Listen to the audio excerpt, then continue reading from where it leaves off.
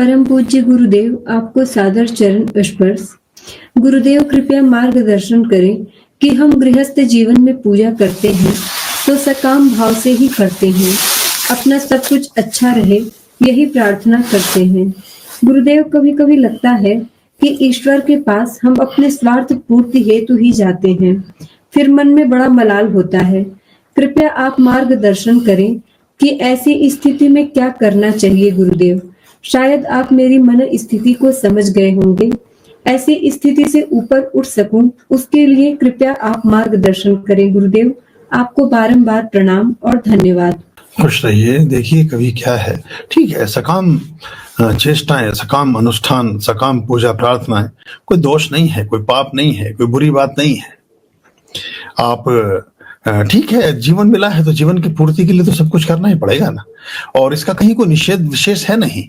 बल्कि आप देखेंगे तो आप उछल जाएंगे कि 90% तो हमारी प्रार्थनाएं वो सकाम ही है।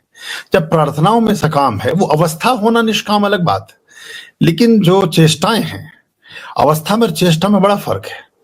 तो ये हमें समझना चाहिए। कोई दोष वाली बात इसमें अपने मन में आप कोई प्रायश्चित रखें, कोई पश्चाताप के साथ जिए, वो भी कोई उचित नहीं है, उसकी आवश्यकता ही नहीं है। और ये हम एक बार जरा देख लें, और हमें सिर्फ एक ही जगह पर नहीं, एक बात मैं और भी देखता हूं कि जैसे आप पूजा पाठ तो चलो आपने हमें फॉलो करके उसको जैसे भी दिल पे पत्थर रख के या खुशी के साथ या रंज के साथ, या अब उन्होंने लिखा था, एक शिष्य है, उन्होंने कल बड़ा अच्छा लिखा, उन्होंने लिखा कि अब चाहे सिर फूटे चाहे माथा, मैंने तेरी वहां पकड़ ली, मैंने तेरी राह पकड़ ली, ऐसा करके कुछ लिखा था कि अब तो ये भाव मन में आता है।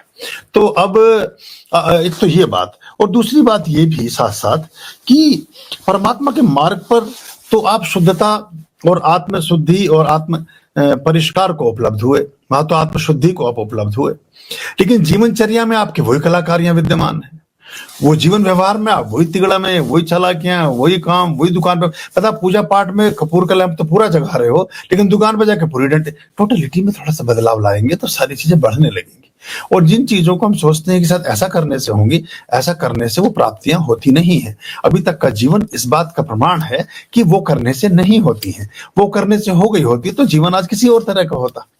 इसलिए इसको भी हम मान लें तो अच्छा है।